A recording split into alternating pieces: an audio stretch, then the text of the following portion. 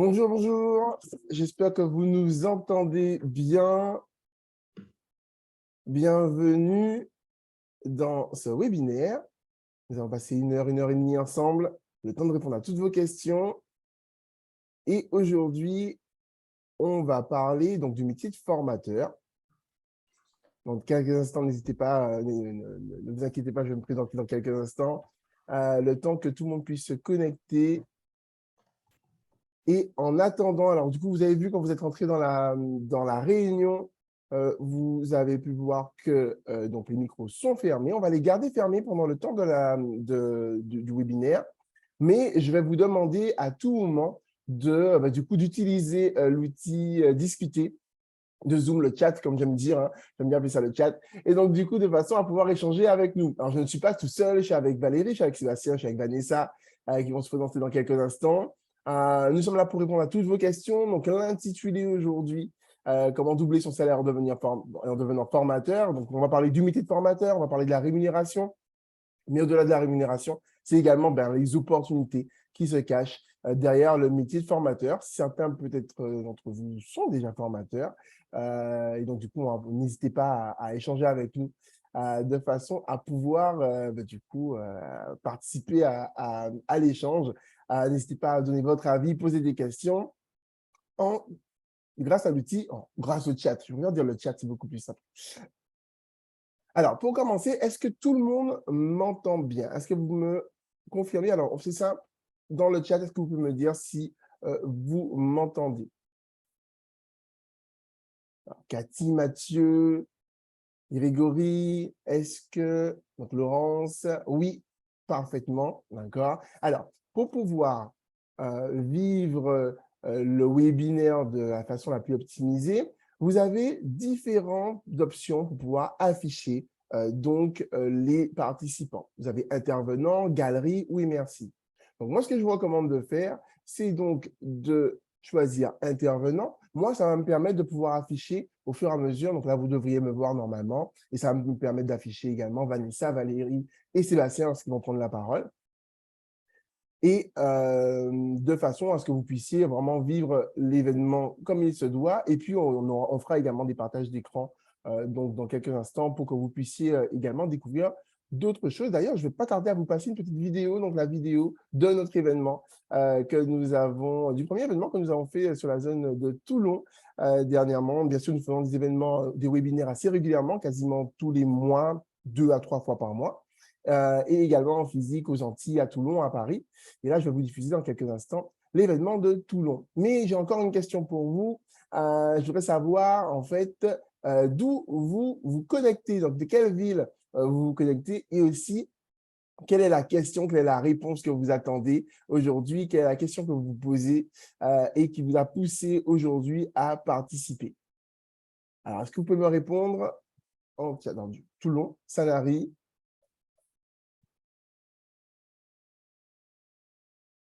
Madrid, nous dit Mathieu.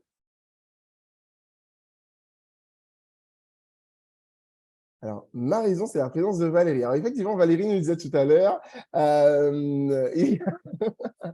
Cathy Le Tourneur, est-ce qu'elle est bien inscrite? Parce que du coup, elle m'a dit qu'elle venait. Effectivement, j'ai vu également le commentaire. Je crois que c'est sur LinkedIn. Je ne suis pas sûr, mais je crois bien que c'est sur LinkedIn.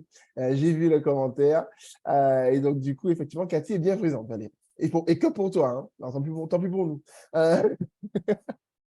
Et Mathieu nous dit que c'est la curiosité qui l'a poussé à venir aujourd'hui. Un regard.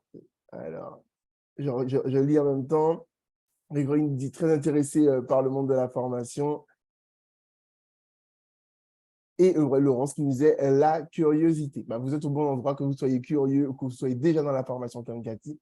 Vous êtes au bon endroit. Alors, que vous compreniez bien ici, en fait, l'idée, c'est de pouvoir échanger. Donc, on a vraiment besoin que vous nous posiez des questions tout au long de l'événement, de façon à co-construire cet événement ensemble, qu'on s'assure que même ceux qui viennent par curiosité, des questions vont venir. N'hésitez pas, n'attendez pas à la fin pour les poser. Alors, on a un petit comité en plus aujourd'hui, donc vous pouvez vraiment échanger avec nous. Alors, pour me présenter, moi, je suis Mathieu. Je suis donc Mathieu du Campus Digital.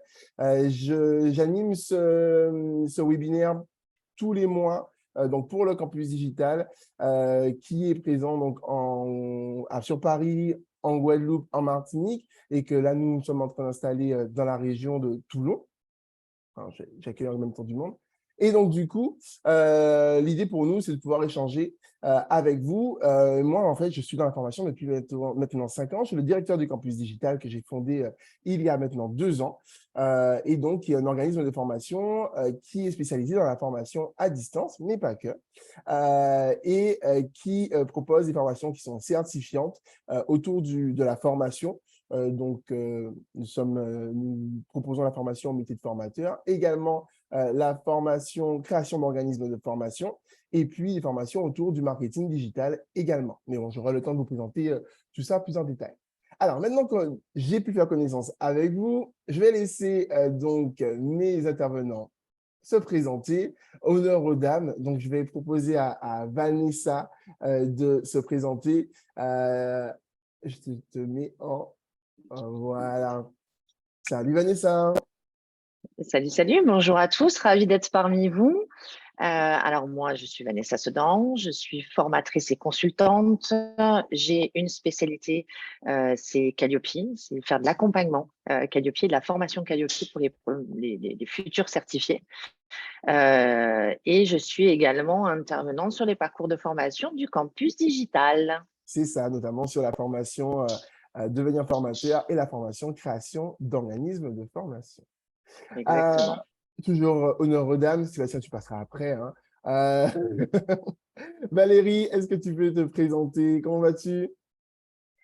Bonjour à tous. Eh ben, ça va très bien. Désolée pour la voix, un petit peu cassée.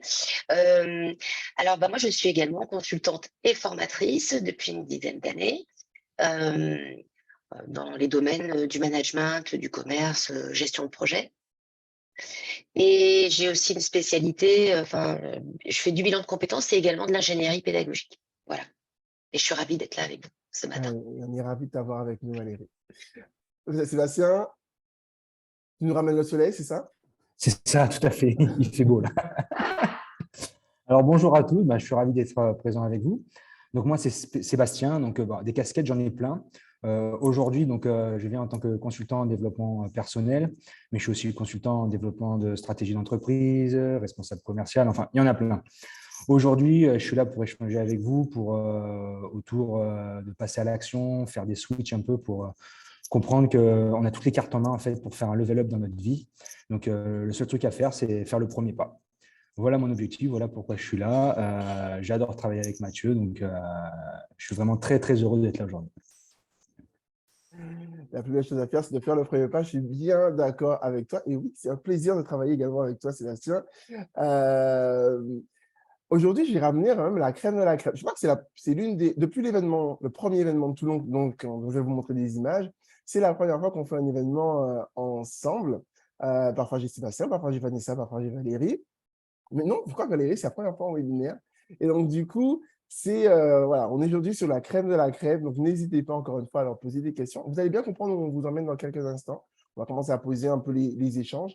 Mais tout d'abord, ce que je vous propose, c'est de vous diffuser donc la vidéo qui va vous permettre de voir un peu comment s'est déroulé notre premier événement, une petite vidéo récap de l'événement sur Toulon qui a eu lieu il y a 2 mois.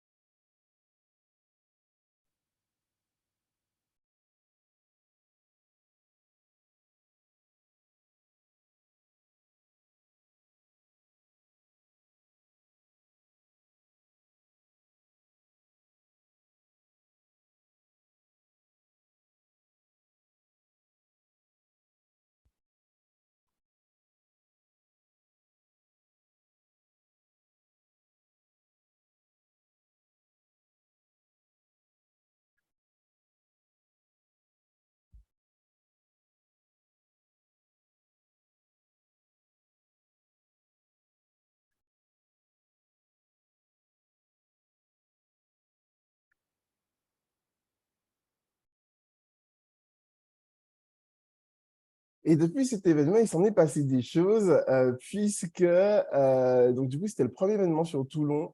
Le campus est bien installé maintenant, ça fait maintenant 2 ans qu'on est sur les Antilles et également sur Paris. avec des formations, avec une formation certifiante. Et en fait, on s'est rendu compte de quelque chose, c'est que cet événement nous a permis de rencontrer beaucoup de personnes sur une zone où on n'était pas encore présent. Bien sûr, Vanessa, Valérie, Sébastien et moi-même, nous vivons sur la zone. Mais en fait, il y avait beaucoup de questions et puis aussi une méconnaissance un peu de ce métier, du métier de formateur. Et puis, on s'est rendu compte que la question, c'est une question que moi, ça fait 2 ans que je fais des événements que je présente le métier de formateur. Ça fait 2 ans qu'on me pose des questions également sur la partie rémunération. Alors, bien sûr, on en parlait et c'est une phrase qu'on va dire souvent en France. J'ai dit beaucoup ce jour-là à Toulon et qu'on a dit encore ce matin, on n'a pas envie de vendre du rêve, en fait.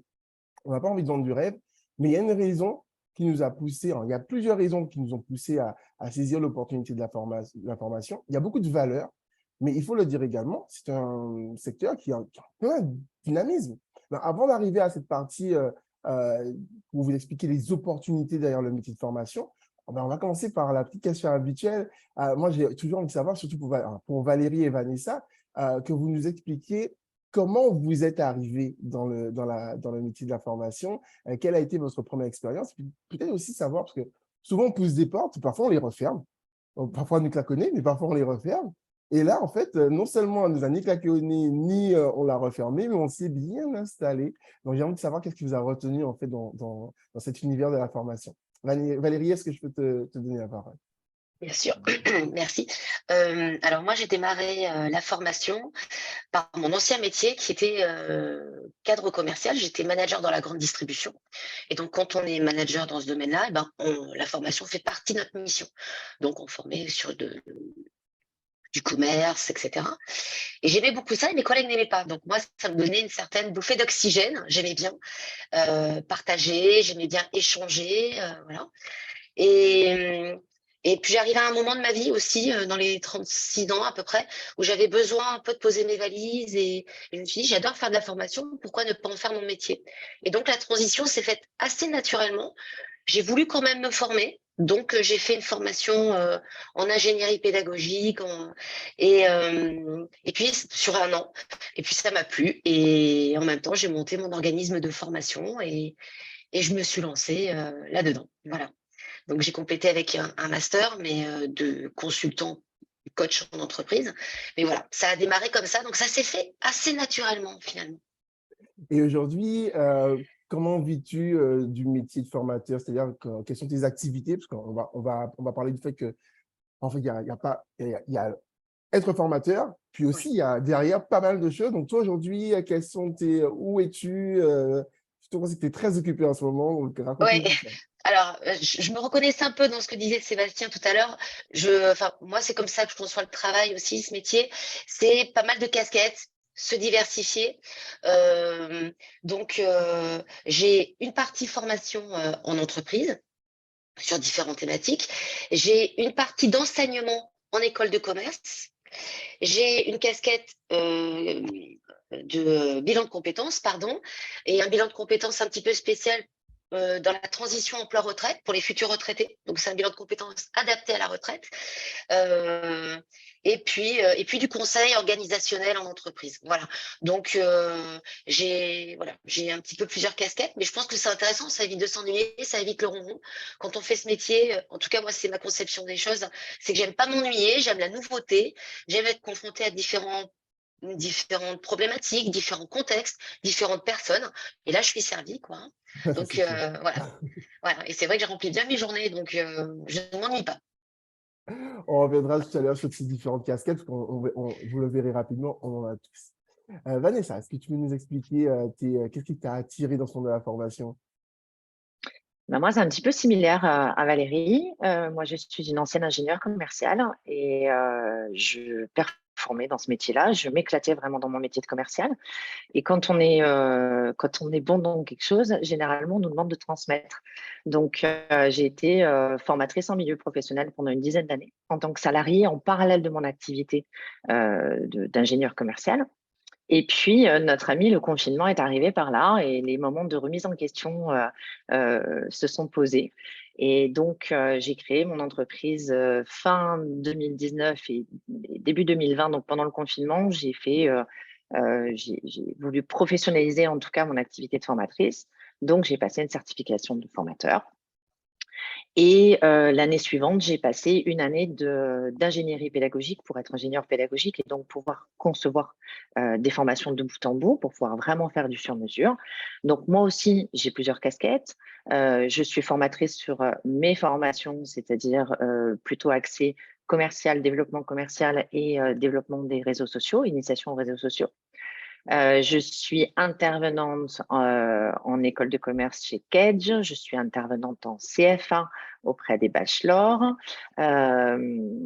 Et je suis intervenante en tant que formatrice sur d'autres organismes de formation qui me délèguent certaines parties de leur contenu de formation. Alors, juste pour expliquer de mon côté, moi aussi, je vais répondre à cette question, comment je suis entré dans le monde de la formation. En fait, je pense que ça a toujours été quelque chose que j'aimais bien, tout ce qui est transmission. En fait, bon, pour être transparent, hein, moi, quand j'ai commencé mes études, je me destinais à être professeur d'anglais. Puis au bout d'un moment, c'était surtout pour faire plaisir à papa et maman. Et puis au bout d'un moment, je me suis dit, ah non, bah, moi, ça ne me plaît pas, je me tourne vers la communication. Et après, bah, du coup, être passé par des agences, alors pas de postes commerciaux, c'est vraiment mon truc à moi, c'est vraiment la stratégie marketing digital. Et puis en fait, au bout d'un moment, je me suis dit, ah, j'ai envie de transmettre, j'ai envie d'expliquer, j'ai envie de passer le flambeau. Et en fait, ben, ça s'est fait assez naturellement. J'aimais beaucoup être juste formateur et j'apprécie encore l'être aujourd'hui. Et pendant le confinement, à l'époque à Vanessa, pendant le confinement, en fait, je me suis rendu compte que le monde de la formation était en train bon, le changement était déjà là, mais il s'est accéléré en fait. Et j'avais envie de saisir des opportunités avec des OF avec lesquels je travaillais. Mais en fait, ça ne prenait pas. Et je me suis dit, tiens, je vais créer mon organisme de formation. Je ne savais pas dans quoi je m'engageais. Et en fait, mais c'est très cadré le monde de la formation. Et c'est pour ça que je vous raconte ça aussi. Parce que derrière le monde de la formation, très administratif. Mais en même temps, en fait, il y a les formations n'est pas toujours facile à aller chercher. Mais quand on la trouve, en fait, les process sont assez cadrés. Et donc, du coup, par exemple, pour créer mon organisme de formation, une fois que j'ai trouvé l'information, il m'a fallu peu de temps pour derrière pouvoir en mettre les choses en place. Et ainsi de suite, pour Calliope, c'est la même chose. L'information, une fois qu'on a l'information, en fait, devant nous se dresse en fait une route qu'on peut facilement emprunter. Et je pense que c'est pour ça que la formation, c'est le monde de la formation, c'est une façon plus simple d'entreprendre. Je pense que si il y a 10 ans, avant de me lancer dans l'entrepreneuriat, avant d'avoir mes agences de communication, etc., ben en fait, je pense que j'aurais peut-être commencé par la formation parce que ça me semble assez tracé. Qu'est-ce que vous en pensez, Vanessa, Valérie? Qu'est-ce que vous en pensez? Est-ce qu'on n'a pas justement, à travers cette opportunité, des guides qui sont assez présents et qui nous permettent en fait, de nous exprimer parce que justement, il existe plusieurs types d'opportunités?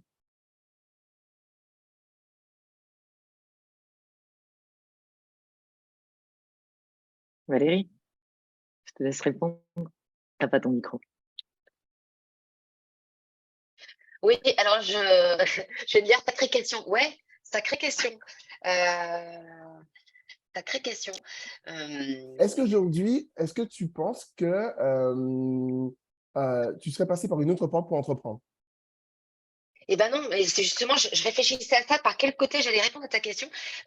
Effectivement, je trouve que c'est une porte qui est assez douce et rassurante parce qu'on est quand même dans quelque chose qu'on aime. C'est vrai que non, je pense pas que je serais passée par autre chose. Pourtant, j'avais toujours eu envie d'aller dans l'entrepreneuriat, hein. Ça, c'est quelque chose que j'avais en moi.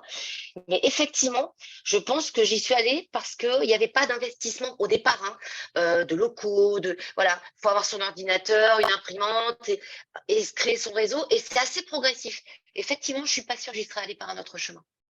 Voilà. Surtout dans le contexte actuel. C'est ça. Vanessa?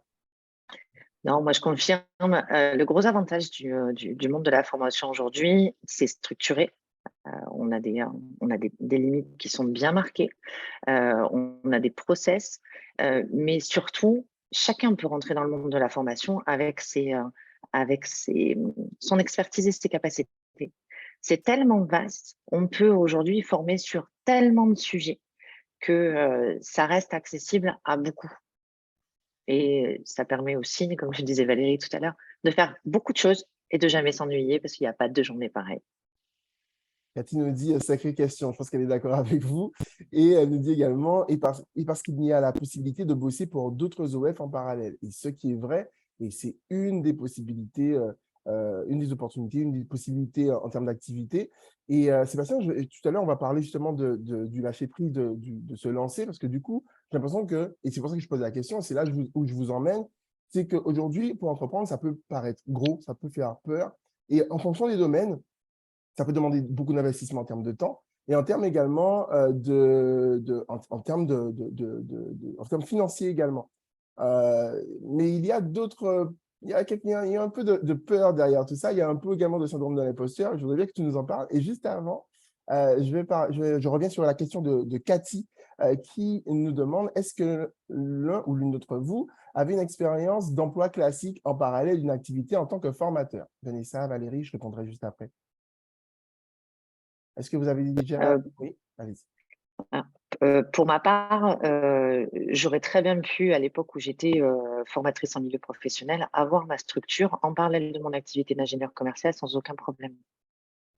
Aujourd'hui, plus encore qu'hier, tout se digitalise.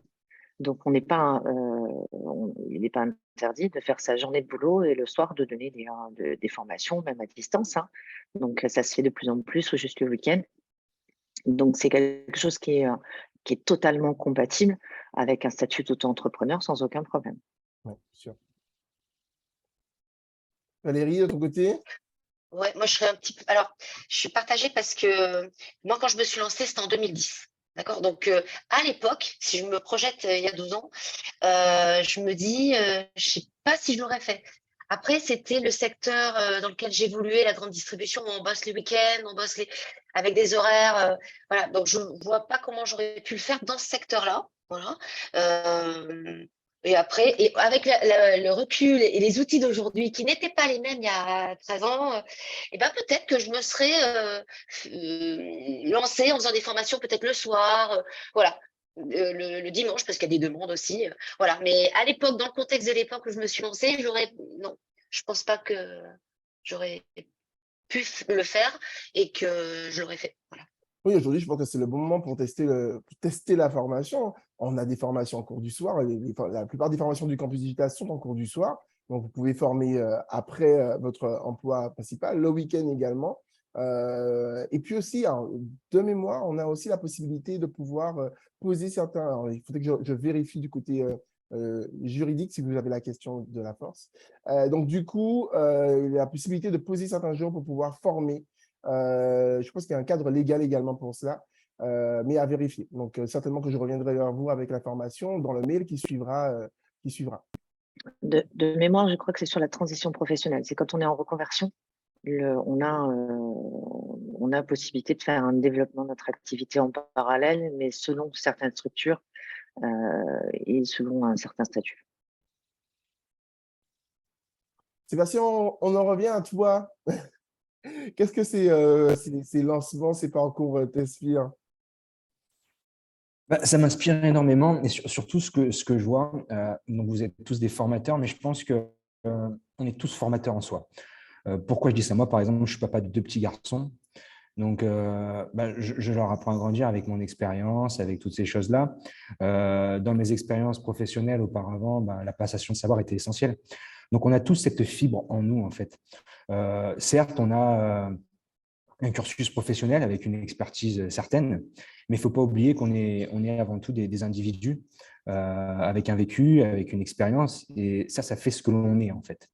Et donc, chaque formateur avec un cursus similaire apportera des choses différentes. Pourquoi je dis ça? C'est parce que souvent, on est confronté justement au syndrome de l'imposteur. Mais ça, il ne faut pas avoir peur de ça parce que justement, on est tous uniques, on a tous quelque chose à apporter et souvent, on attire les personnes qui ont besoin ou qui ont le même schéma de vie que nous. Donc, on est totalement légitime parce qu'en plus de leur passer un savoir, on leur passe une expérience de vie. Pour moi, le job d'un formateur, en fait, c'est de faire gagner du temps à quelqu'un, en fait. Tout le temps qu'on a passé à se prendre des portes, à résoudre des problèmes, l'objectif d'un formateur est de passer ça pour que la personne qui est en face de nous aille plus vite et à son tour passe d'autres savoirs parce qu'elle sera aussi confrontée à certaines portes, à certains obstacles. En fait, c'est un effet boule de neige. Et donc, pour moi, on est tous légitimes et on a tous le droit, et ça, il faut vraiment en être convaincu de partager notre savoir. Donc, si demain, on se pose la question, est-ce que moi, j'ai le droit d'être formateur? Mais carrément, carrément. Vous êtes un tout, vous n'êtes pas qu'un métier, vous avez plein de casquettes différentes. Aujourd'hui, par exemple, on peut parler avec quelqu'un qui est maçon, mais en fait, c'est un ancien joueur professionnel de foot. Mais il va avoir une expérience de vie fabuleuse. Moi, j'adore passer un moment au café, écouter un peu les gens, et là, je tombe sur une personne qui a un parcours de vie fabuleux. Ben, je vais le voir, on discute ensemble.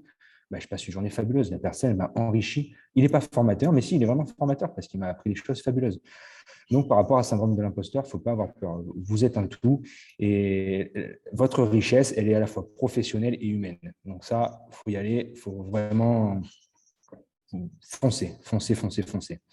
Après, on a tous des peurs, on a tous des craintes, c'est normal, c'est un fonctionnement normal du corps, c'est ce qui nous a permis de survivre jusqu'à présent, c'est pour ça que les humains sont toujours là sur Terre, c'est un process physiologique de base, mais il ne faut pas que ça soit bloquant.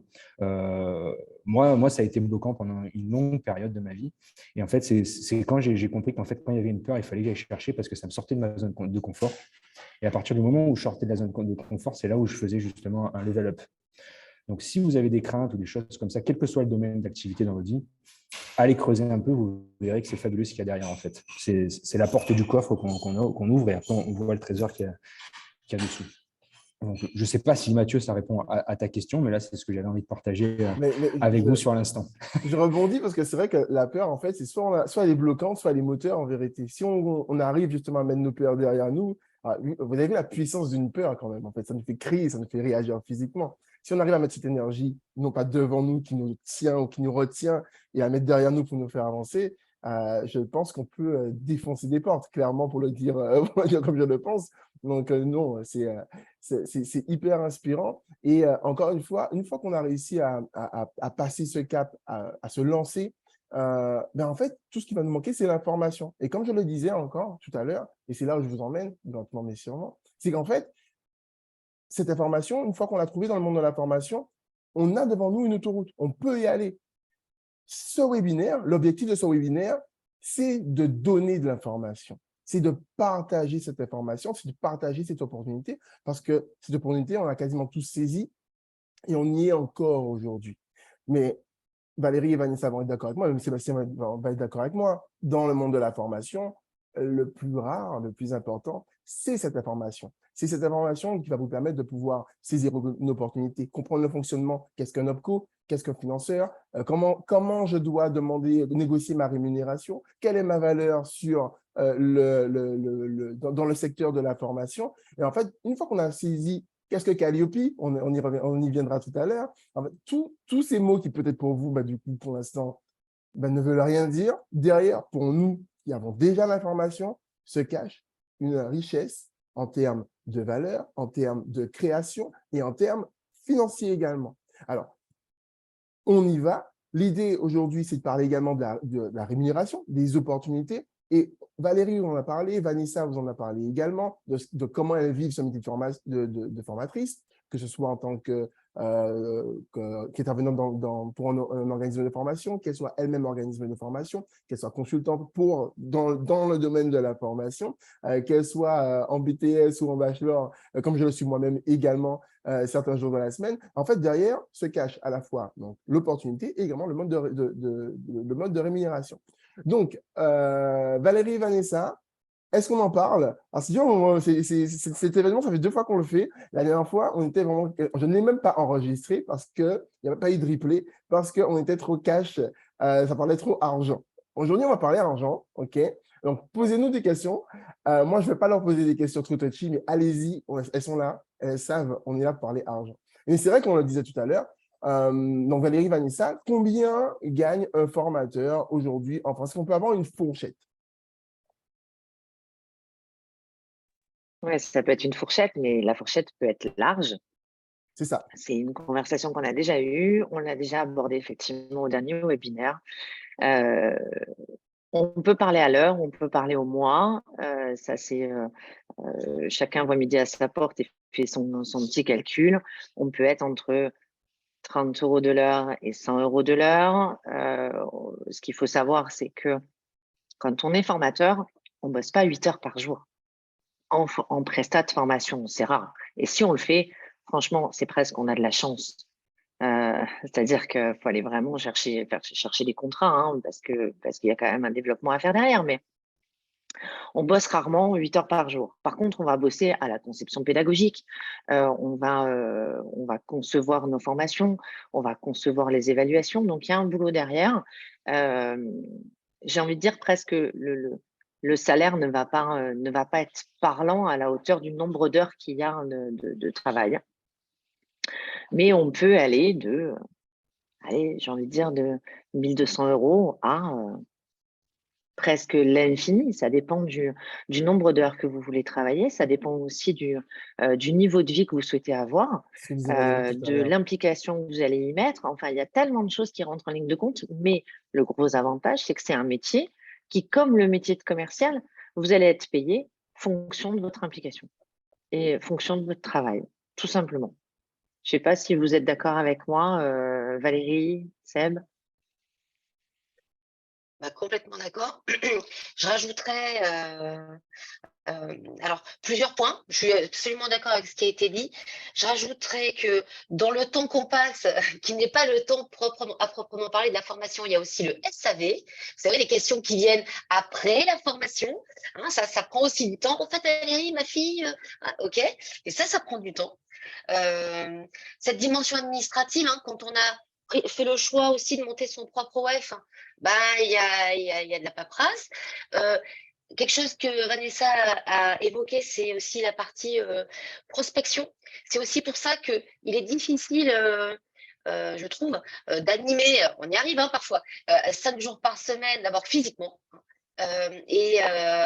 parce qu'on doit passer du temps à aller chercher des contrats, à chercher des clients et de la formation à faire. Donc, c'est aussi ça qu'il faut prendre, je pense, dans le calcul, c'est que effectivement, il y a toute la conception pédagogique, etc. Et ça, c'est important de le prendre en compte, mais aussi compenser les jours où on n'est pas en intervention.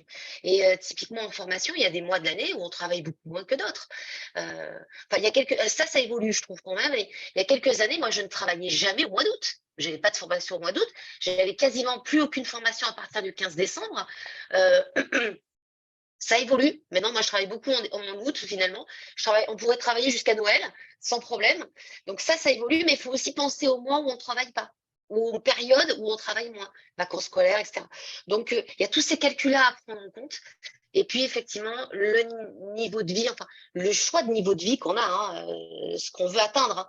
Et effectivement, ça va changer les choses. Il y a aussi quelque chose qui est peut-être important dans la rémunération, c'est les thématiques sur lesquelles on anime.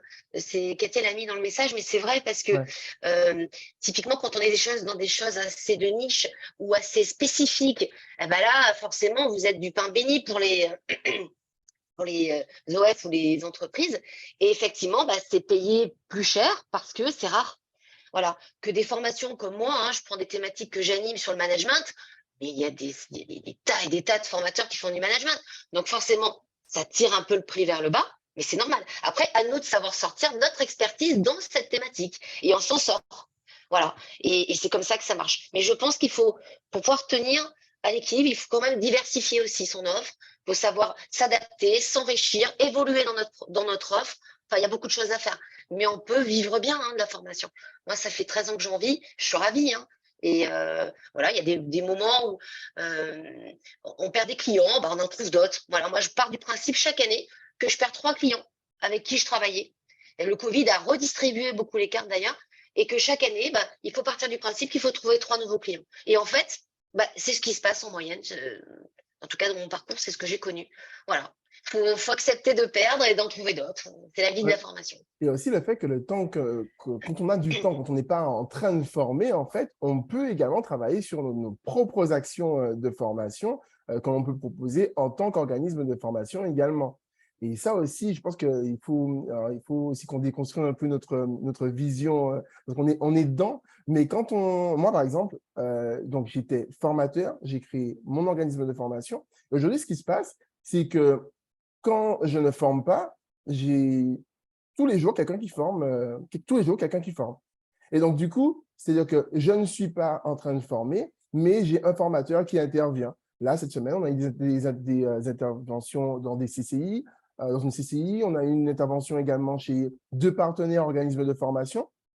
Et puis, du coup, j'ai formé, je crois, 3 heures cette semaine de mon côté. Si on regarde tout compilé, en fait, du coup, j'ai dû former bien 20 heures dans la semaine, en vérité. Et donc, du coup, ça aussi, il faut le dire, parce qu'il y a travaillé le temps que nous laisse le fait de ne pas être en formation, nous permet de travailler sur nos propres actions de formation de façon à pouvoir nos propres programmes de formation en tant que formateur, de façon à pouvoir les optimiser. Donc ça aussi, il faut être curieux, il faut toujours saisir le moindre moment, la moindre information pour aller du coup renforcer sa proposition en tant que formateur. Mais on peut également travailler donc, sur un programme de formation sur lequel on peut être rémunéré pour le travail pédagogique que l'on fait.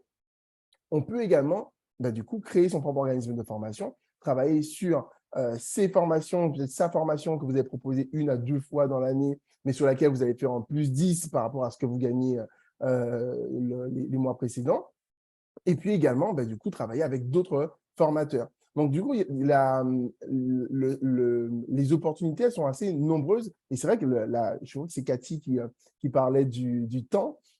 Et c'est vrai que c'est une notion très, très importante dans le monde de la formation. Il faut chercher à rentabiliser son temps, notamment la partie administrative, comme le disait Valérie, et comme le connaît bien Vanessa, sur Calliope, par exemple, du coup, la partie administrative va nous demander du temps également, selon bien sûr, l'opportunité que l'on va saisir si on est formateur ou si on est organisme de formation. Et souvent, on est les deux. Et donc, du coup, il faut apprendre à compiler, à jouer de son temps pour que ça reste intéressant. Cathy nous dit, c'est peut-être un des aspects les plus difficiles quand on commence, c'est repérer ses compétences. Et au-delà, et pour compléter, elle parle de réseau également, je trouve hyper important. Valérie, tu dis un truc super important, c'est la valeur. Pour moi, quand on est entrepreneur, peu importe le domaine, on devient un produit. Et en fait, tout comme tout produit a une valeur, et une valeur perçue. Et donc, du coup, il faut travailler. On peut être le plus niché, le plus pointu dans son domaine. Il y a une question de confiance en soi, quoique à Sébastien, qui peut ne pas nous ouvrir les yeux sur la valeur de nos compétences. Et on peut, du coup, accepter un taux horaire de 30 € de l'heure alors qu'on en vaut 100 ou 150. Voilà. Et puis aussi, du coup, comment les autres nous perçoivent. Si vous devenez formateur, votre terrain de jeu, c'est LinkedIn. Hein. C'est là, en fait, où on peut, du coup, s'exprimer, montrer la valeur de ce qu'on sait, de ce que l'on est également, parce que c'est très important dans le monde de la formation, au-delà de qu'est-ce qu'on est. On n'est pas forcément, le formateur n'est pas omniscient. Le formateur n'est pas celui qui sait tout. C'est celui qui va vous amener à l'information et peut prendre l'information et l'amener à vous, mais peut vous donner aussi confiance ou vous mettre dans de bonnes conditions de façon à ce que vous allez chercher l'information. Et donc, du coup, c'est hyper important également de ne pas s'arrêter sur qu'est-ce que je sais, mais compiler qu'est-ce que je sais, qu'est-ce que je suis et comment les autres me perçoivent également. Et c'est ça aussi qui est très important dans la notion de réseau, c'est que, et là je vais parler pour le campus digital, aujourd'hui quand on est formé par le campus digital en tant que formateur, non seulement on est en capacité sur la partie ingénierie pédagogique, et d'ailleurs vous avez les 2 formatrices qui sont là aujourd'hui avec nous, et donc du coup elles vont nous en parler. On est formé sur cette partie ingénierie pédagogique, on est formé également sur les outils nécessaires pour devenir formateur. On est également au courant des opportunités qui se cachent derrière le monde de la formation, puisque c'est dans la formation. Mais on est également dans un réseau. C'est-à-dire que vous arrivez en fait dans un groupe, donc vous êtes 3, 4, 5 sur une session, mais lorsque vous sortez de cette session, que vous êtes certifié formateur, vous avez déjà plus de 50 personnes qui sont formées, qui sont dans ce réseau et qui sont déjà passées par des expériences que vous allez vivre. Comment je me lance, comment je trouve mon premier contrat, comment je négocie, comment je communique autour de mon métier de formateur. Et toutes ces personnes vont vous permettre de pouvoir justement passer les différentes étapes. Une fois ces étapes passées, et puis aussi quelles sont ces étapes, et puis aussi comprendre du coup comment je me positionne. Je rappelle, parce que du coup il y a beaucoup d'informations, donc je vais essayer de résumer un peu. Aujourd'hui, vous avez des personnes, vous avez Valérie, Vanessa, moi qui sommes formateurs. Première étape. Cette première étape, aujourd'hui, on est formateur, donc moi personnellement, au niveau BTS, niveau bachelor. principalement sur de la formation d'adultes. OK? Donc, niveau PT, moi, je vais parler chiffres, moi, je m'engage que moi. Donc, sur la partie études post-bac, on est sur des taux horaires qui sont entre 30 et 50 euros, pour ma part. D'accord? Entre 30 et 50 euros. Moi, ça me permet en fait de pouvoir lisser un peu sur l'année. Et puis, j'ai fait un truc un peu nouveau cette année. J'ai testé quelque chose. Je me suis remis en CDI alors que ça faisait plus de 10 ans que je ne l'avais pas été. Mais moi, ça m'a permis de pouvoir, du coup, contracter un prêt, voilà, faire certaines choses de façon à pouvoir, du coup, réaliser certains projets. Et ça occupe 20 heures dans mon mois. D'accord? 20 heures, pour moi, chacun sa vision du temps. 20 heures pour moi, ce n'est rien du tout. Mais ça me permet de pouvoir faire avancer certains projets et de pouvoir avoir, alors déjà, de pouvoir comprendre ce que c'est d'être enseignant post-bac. Pas sûr que je reste longtemps dedans. Mais aussi, bref, il faut en parler, c'est un monde à part. Moi, ce que j'aime, par exemple, c'est la formation pour adultes. Ça dure un jour, ça dure 2 jours, la plupart du temps. Je peux être appelé par un organisme de formation. Là, je vais être payé entre 50 et 100 euros de l'heure. Je vais arriver 2 jours avec un groupe que je découvre le premier jour, j'avance avec eux, puis entre les deux, puis on va faire un beau finish et je vais les amener. Moi, je me forme sur le web marketing, donc je vais les amener. Moi, c'est ma passion, donc du coup, je les amène dans un univers souvent qu'ils ne connaissent pas. Et donc, du coup, j'ai été formateur pour Sébastien. Et donc, du coup, je vais les ramener comme ça avec moi. Et pour ça, je vais être rémunéré entre 50 euros et 100 euros de l'heure. Sachant que je suis persuadé encore aujourd'hui que je ne me vends pas à la hauteur de mon expertise. Mais ça ne me dérange pas en soi, parce que du coup, je ne suis pas trop appelé, je maîtrise mon temps, et ça me permet de travailler sur l'autre opportunité, qui est que je dirige un organisme de formation. Et ça, quand j'en parle avec des entrepreneurs classiques, ils ne comprennent pas le fait que je compile autant de choses. Mais en vérité, c'est là l'opportunité de la formation. Parce que beaucoup d'entrepreneurs vont débuter, au bout d'1 an, 6 mois parfois. 6 mois, c'est souvent le mental qui casse. 6 mois, 8 mois, c'est le mental qui casse. 1 an, 2 ans, 3 ans, c'est les finances qui cassent. Parce qu'on ne sait pas maîtriser, parce qu'on ne sait pas saisir les opportunités, parce que plein de raisons. Ce n'est pas ma première société, d'accord? J'ai fondé un simili Uber aux Antilles, où j'avais des chauffeurs qui travaillaient pour moi avec une petite équipe. Donc, du coup, j'ai fondé 3 agences de communication sur Paris. J'en dirigeais une jusqu'en janvier, qui, elle, fonctionnait bien. Mais j'ai fait le choix de la formation parce que derrière le monde de la formation, pour moi, se cachait l'opportunité, en fait, qui se cache derrière Calliope.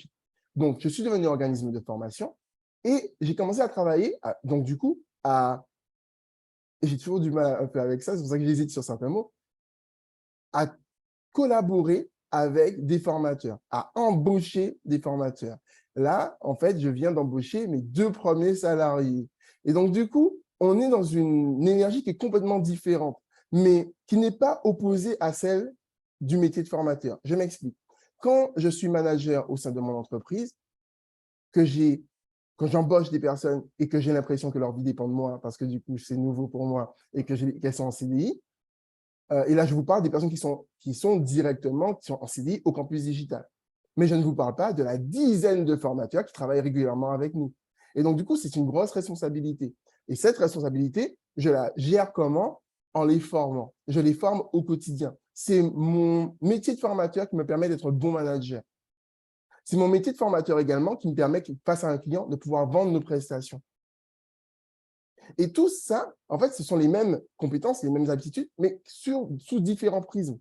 Et donc, du coup, je reviens à la notion de temps. Ce temps, comme disait Valérie, on n'est pas tout le temps appelé, va nous permettre de pouvoir construire nos formations, va nous permettre de pouvoir aller chercher des clients, va nous permettre de pouvoir saisir les opportunités, va nous permettre d'aller chercher les informations, de pouvoir anticiper, de faire de la veille sur les opportunités et de pouvoir proposer des choses. Et c'est comme ça que, par exemple, en rencontrant des gens comme Vanessa ou Valérie ou Sébastien, du coup, on arrive à mettre en place un webinaire et à construire de belles choses où chacun se sent épanoui.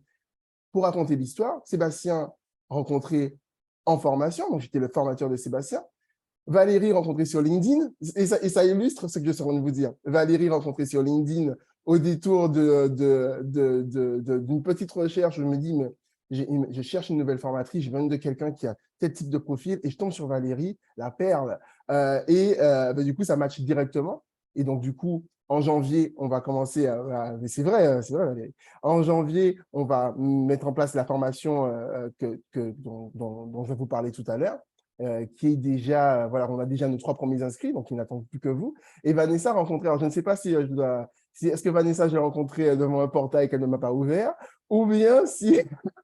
Alors, la petite histoire, c'est que Vanessa, en fait, on s'est rencontrés donc, dans une école dans laquelle on est tous les deux formateurs. Et en fait, donc c'est comme ça. C'est vrai que ce monde est très cloisonné. Donc, du coup, quand je vais dans cette sphère, je fais mon truc et je repars.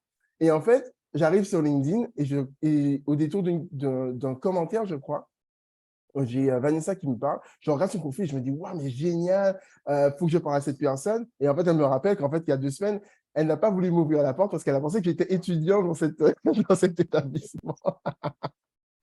Et donc, du coup, encore une fois, la recherche d'opportunités, la curiosité, j'ai vu des gens dire qu'ils étaient curieux, en fait, qu'ils étaient là par curiosité. Et en fait, moi, ce sont des vraies valeurs ajoutées. Et en fait, derrière se cachent des opportunités en termes financiers. Et je reviens sur la question du jour. Donc, je vous ai énuméré entre 30 et 50 euros de l'heure quand je suis en post-bac, entre 50 euros et 100 euros de l'heure quand je suis en organisme de formation. Et en tant que directeur de formation, vous allez me poser la question. Donc, je suis directeur de l'organisme de formation. C'est un autre fonctionnement puisque je suis à la tête d'une entreprise. Mon objectif est que cette entreprise soit en bonne santé financière. Et c'est pour ça que c'est parfois dur pour nous de vous dire, quand on passe de ce côté-là, de vous dire on gagne tant d'euros par mois. Parce qu'effectivement, alors moi, je dis moi, ma rémunération mensuelle, on est autour des 1 000 euros. Voilà, on est aux alentours des 1 000 euros. Ma rémunération fixe au campus digital. Et quand on compile les actions hors campus digital, du coup, c'est très décent. C'est très, très, très décent. Mais quand on regarde ce que gagne un organisme de formation lors d'une action de formation, on fait x3, x4, x5 parfois la rémunération du formateur à l'heure et sur un apprenant. Je m'explique. Quand on va travailler avec je le dis en toute transparence parce que c'est là où moi je veux vous emmener. Si je ne suis pas transparent avec vous, je ne vais pas réussir à vous ramener avec moi. Aujourd'hui, lorsque je vais mettre en place une action de formation, en fait, je vais rémunérer mon formateur, mais cette action de formation, je vais la rémunérer au bout de 2, 3 inscrits. Donc, quand on en a 10 dans une session, en fait, c'est pour ça que je vous parle de faire une action significative en termes de rémunération, où vous allez peut-être faire… Nous, on fait des formations tous les mois, ok? Mais vous n'êtes pas obligé de faire des formations tous les mois. Vous n'êtes pas obligé, en tant qu'organisme de formation, pour être clair, vous n'êtes pas obligé de faire des actions, de mettre en place des actions de formation tous les mois. Vous pouvez mettre en place une action de formation sur l'année en tant qu'organisme de formation qui va vous rapporter 20 000 euros, 30 000 euros. Comme vous pouvez le faire 2 fois, 3 fois dans l'année, 4 fois dans l'année. Et c'est là où je disais, d'où ma question tout à l'heure, est-ce que ce n'est pas la porte? Pour moi, c'est le ticket doré de l'entrepreneuriat, c'est la formation. Parce qu'on peut compiler. Parce que quand on a la formation, du coup, on peut y aller. Et parce qu'aujourd'hui, du coup, en fait, c'est un univers normé. En fait, c'est hyper processé. Lorsque vous êtes organisme de formation, c'est la Caisse des dépôts qui vous envoie des mails. C'est pas… c'est la Caisse des dépôts. Quand je reçois un mail de la Caisse des dépôts, c'est mon gros client. OK, d'accord? Parce que du coup, quand je vais mettre en place une action de formation, c'est la Caisse des dépôts qui va, à travers le CPF, qui va me rémunérer. Et donc, du coup, c'est une autre façon de fonctionner, mais tellement d'opportunités et puis hyper, hyper lucratif, il faut le dire. J'espère vous avoir en formation, soit sur la formation création de devenir formateur, soit création d'organismes de formation, parce que le but, c'est vraiment ça, en fait. C'est de vous donner clé en main les outils pour pouvoir vous lancer. Lorsque vous passez par le campus digital pour pouvoir devenir formateur, en 50 heures, on va vous donner, alors bien sûr, je n'ai pas fait les choses au hasard, la plupart de nos formateurs sont soit détenteurs du titre, soit ils sont jurés sur le FPA, donc des mots qui pour l'instant ne vous disent rien, mais je vais vous expliquer un peu plus tard, ou au cours d'un échange téléphonique, je vais vous expliquer de quoi il en retourne, mais ce sont des personnes en fait où je sais qu'ils maîtrisent pleinement, Vanessa est ingénieur pédagogique, donc du coup, ils maîtrisent pleinement en fait les outils du formateur. En 50 heures, vous allez en sortir avec tous les outils nécessaires et toute la connaissance nécessaire pour pouvoir, en fait, saisir la première opportunité. Choper la première opportunité qui se balade, vous pourrez le faire. Je prends un exemple. Ne serait-ce que la semaine dernière, non, il y a 2 semaines, on a eu une formatrice certifiée au campus digital qui m'appelle un soir et qui me dit, Mathieu, demain, je rentre en tant que formatrice sur un BTS. J'ai accepté parce que du coup, je suis, donc c'est en ayant un NDRC, et donc du coup, elle est issue du milieu commercial, donc elle se dit, OK, c'est en phase avec elle, c'est en phase avec ses valeurs, donc du coup, elle y va. Mais elle me dit, mais je n'ai aucun outil, je n'ai rien du tout. Et donc, du coup, elle a pu s'appuyer sur le réseau du campus, donc moi, mais également d'autres formatrices et formateurs qui sont certifiés par le campus digital, pour leur poser des questions. Et elle a eu une masse de formations qui a fait que dès le lendemain, elle a pu être opérationnelle. Et ça, c'est hyper important d'avoir les outils, d'avoir les connaissances, mais d'avoir également le réseau, être entouré pour pouvoir saisir des opportunités. Et c'est là l'objectif du campus, c'est oui, vous former, mais de créer en fait un réseau fort. J'ai beaucoup parlé, mais j'avais ça à vous dire. J'avais vraiment, vraiment, vraiment ça à vous dire aujourd'hui. Parce que moi, c'est hyper important. Cette formation, et comme toutes les formations du campus digital, elles ne sont pas créées pour remplir un programme, un catalogue de formation. On ne remplit pas de catalogue de formation. On fait de la formation qui a du sens. On fait de la formation qui a du sens et pour une cible bien précise, puisque nos formations, elles sont en cours du soir. Si vous vous formez avec le campus digital, c'est entre 18h et 20h en semaine. Vous venez, vous vous formez après votre activité principale dans une démarche de transition. Les formateurs qui vont être certifiés chez nous vont être à temps plein ou à temps partiel par la suite. Mais ils travaillent tous dans le monde de la formation. Ça, je peux vous le garantir. Tout à l'heure, je vous présente la formation en plus de détails, mais je voulais vraiment partager avec vous le côté un peu millefeuille de notre thématique d'aujourd'hui, qui n'est pas uniquement sur la rémunération. La rémunération, c'est la crème, en fait.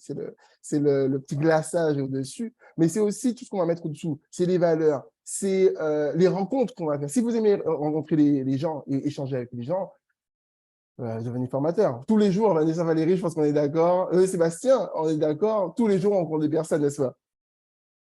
Et puis, on ne s'ennuie pas. Vous ennuyez, toi? Vous ennuyez parfois? Non, je ne pense pas. Mais on n'a tellement pas le temps. C'est ça. On n'a pas le temps de s'ennuyer. On rencontre des gens formidables. La grosse différence, moi, que je peux noter du monde de la formation par rapport à d'autres métiers, d'autres milieux, c'est qu'on a beaucoup d'acteurs dans le monde de la formation, mais on n'a pas de concurrents au sens péjoratif du terme. On a des opportunités de partenariat qui se lèvent tous les jours. Et c'est important de rester à l'écoute, d'aller chercher de nouveaux partenaires, des collaborateurs, des binômes, des trinômes pour pouvoir avancer. Il y a plein de choses à faire. Moi, j'ai rencontré des gens formidables, chacun Merci. avec son expertise. Et derrière, ça vous permet de… Qu'est-ce que tu as dit? Pardon, Mathieu, j'ai pas entendu. J'ai fait une petite blague, j'ai juste dit merci, je l'ai fait pour moi. Oui, tu en fais partie, bien sûr.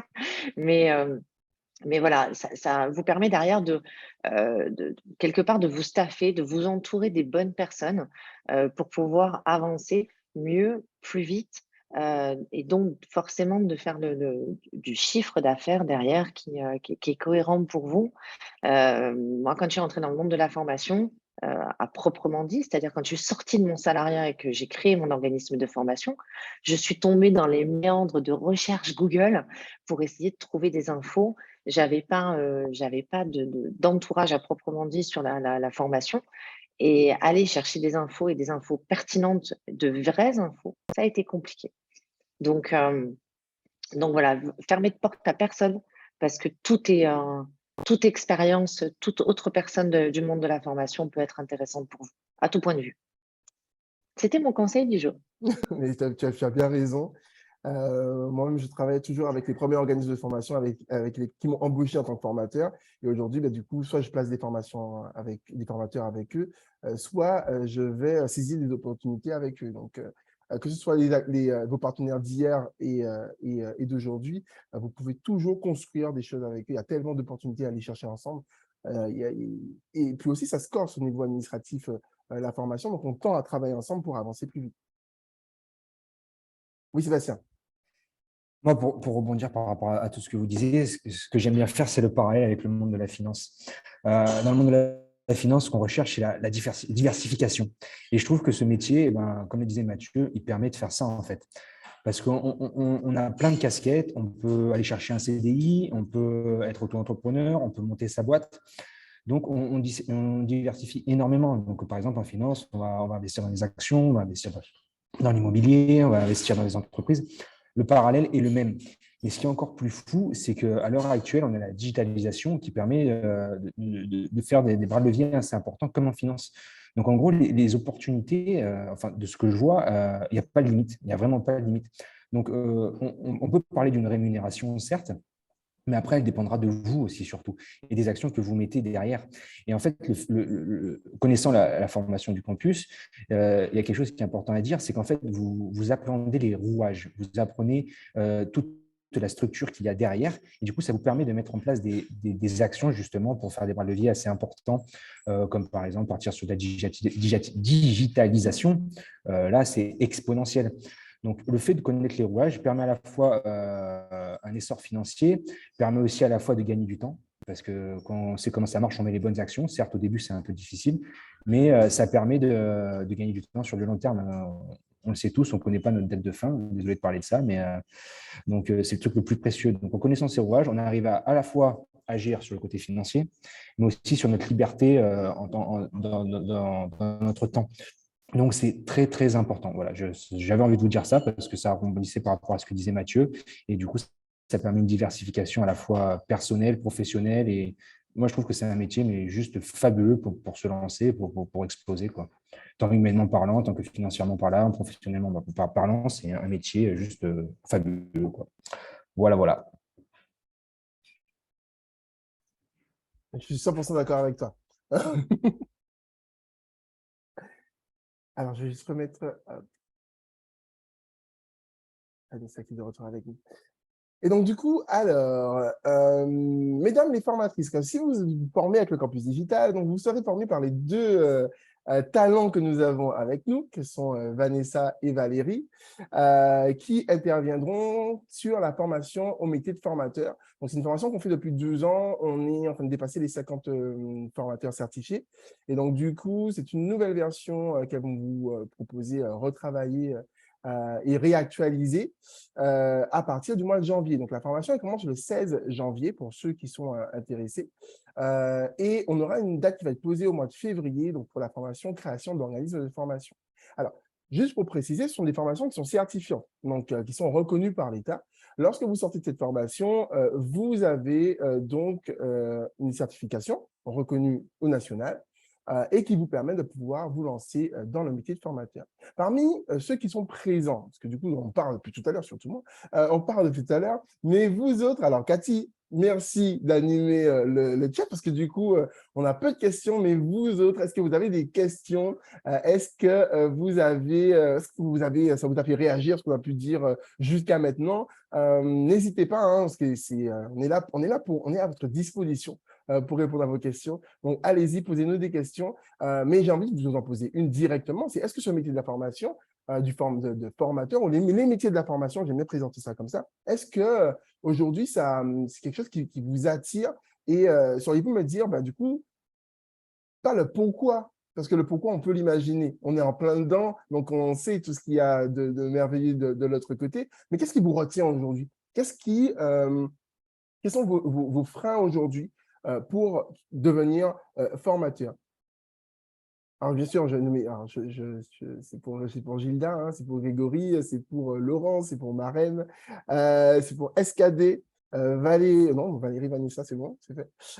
Vous autres, est-ce que vous pouvez partager avec nous ce qui vous freine aujourd'hui? Qu'est-ce qui, alors, peut-être pas vous freine, hein, mais justement, quelle information que vous n'avez pas et qui ne vous donne pas envie d'y aller? Est-ce qu'aujourd'hui, on a pu répondre justement à c'est souvent la question de la rémunération. On me pose la question, est-ce que je vais réussir à maintenir mon salaire? Bien sûr, c'est une transition à faire. Et Valérie l'a dit au tout début, et je vais le répéter, ça dépend du style de vie que vous cherchez à avoir. Il y a des avantages à être salarié, il y a aussi des avantages à être entrepreneur. Par exemple, quand je vais au restaurant, ne me posez pas la question de qui paie. Je sais que c'est le campus digital qui paie. Ça, c'est c'est un des aspects. Alors, je vous rigoler que je dis ça, c'est vrai, mais c'est aussi la blague. Mais c'est vrai que avoir ce partenaire financier dans la vie, alors parce que du coup, on parle du métier de formateur, on parle du fait d'être entrepreneur. Pour moi, ma société, c'est un véritable partenaire financier. Je cherche à m'enrichir et à me rassurer financièrement. Quand elle est riche, je sais que je peux dormir sur mes deux oreilles. Je peux me verser un salaire de 200 € par mois, et j'exagère, mais si je sais que demain, ben, du coup, j'ai un achat, j'ai quelque chose, j'ai besoin de mon meilleur ami, c'est mon entreprise. Voilà, c'est vraiment ma meilleure amie. C'est celle sur qui je peux compter dans les moments compliqués.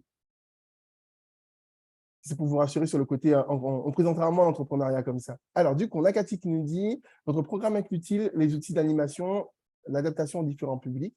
Oui, bien sûr. La construction de scénarios pédagogiques. Oui, ça, c'est du côté de Vanessa et Valérie. Je vais vous laisser y répondre. Je finis juste la lecture des questions. Peut-être découvrir quelles qualités et compétences sont nécessaires pour être formateur. Alors, j'ai un micro qui s'est ouvert. C'est l'orange. Non. Alors, j'ai un micro qui s'est ouvert. N'hésitez pas à garder les micros fermés. Marème. Voilà, j'ai désactivé. Après, Marème, bien sûr, n'hésite pas à poser la question dans le chat. C'est pour éviter, pour faciliter l'animation, simplement. N'hésite pas à poser ta question dans le chat. Et on va revenir sur les questions de Cathy. Et puis, Grégory nous dit, j'interviens déjà en tant qu'enseignant vacataire en université. Je dirais que le frein est le temps. Mais c'est souvent ça, l'argent, le temps. Alors, Sébastien, tu hoches la tête. Tu as envie de répondre à Grégory?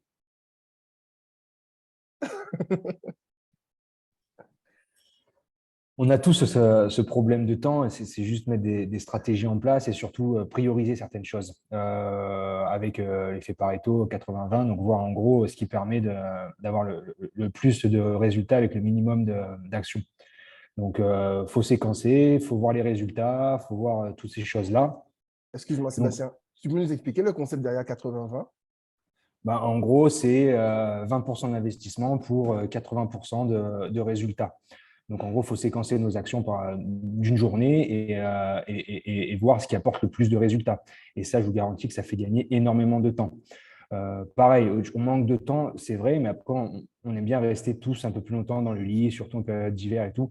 Moi, je sais que j'ai mis quelque chose en place. Je me réveille tous les matins à 5 heures du mat. Certes, c'est tôt, c'est un rythme à prendre, mais je vous garantis qu'on gagne 2 heures par jour sur des activités folles. Sur l'année dernière, ça m'a permis d'apprendre la bourse, ça m'a permis d'apprendre l'immobilier, ça m'a permis d'apprendre beaucoup, beaucoup de compétences. Donc, le temps, certes, part très vite, mais on a des moyens de récupérer beaucoup de temps parce qu'on a de la perte. Ça, regardez par exemple ça.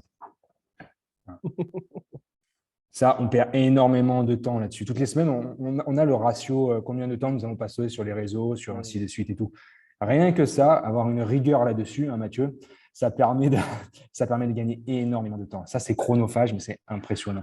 Donc, le réveil, le téléphone, un autre truc aussi. Toutes les semaines, le dimanche, on s'organise, on se fait son planning de la semaine. Comme ça, on a notre fil rouge. Et ben, je vous garantis qu'on gagne énormément de temps et on priorise les actions importantes. Donc, le temps, certes, il part vite, mais on a des possibilités de le récupérer et de gagner du temps, quoi. Voilà, voilà. Et puis, je vais laisser Vanessa et Valérie répondre aux questions de Cathy, mais pour le dire, pour la notion de temps également, souvent on me dit, mais du coup, je n'ai pas le temps de me former. Les formations au campus digital, elles sont au cours du soir, donc 18h, 20h. Donc, suite à votre journée, vous pouvez enchaîner avec les formations du campus, sachant qu'elles sont accessibles en replay. Donc, ça veut dire que si vous n'avez pas eu le temps de participer à une session, on n'encourage pas non plus, parce que du coup, ça demande quand même un investissement en termes de travail personnel. Donc, du coup, on n'encourage pas non plus à suivre toute la formation en replay. Ce serait dommage. Mais sachez que en cas de vous avez raté 5 minutes, vous avez raté 10 minutes, vous avez raté une session, vous avez tous les jours le replay de la veille qui vous est envoyé par mail. Et donc, du coup, vous avez la possibilité de revenir sur la formation et vous avez également la possibilité de poser des questions aux formatrices donc hors des temps de formation. Bien sûr, elles vont répondre quand elles le peuvent, ou elles vont préparer une réponse qu'elles vont vous partager lors de la formation. Mais dans tous les cas, vous pouvez poser vos questions immédiatement, comme elles vous viennent, puis elles sont traitées par les formateurs.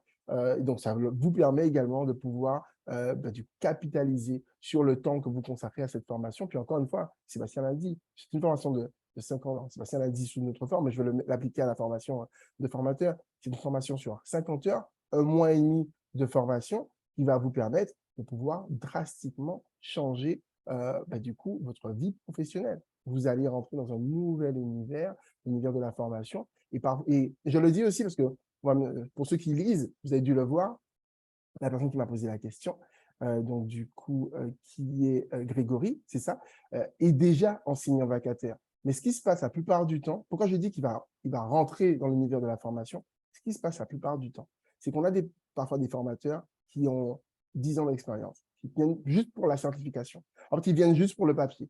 Et en fait, ils changent absolument tout dans leur façon de fonctionner et d'appréhender le monde de la formation après à être certifié par le campus digital. Donc, vraiment, c'est un investissement qui vaut le coup. Vanessa Vallée, est-ce que vous pouvez répondre aux questions qui ont été posées par Cathy sur le contenu de la formation de formateur? Moi, je me permettrais juste de compléter ce que tu viens de Bien dire. sûr, bien sûr.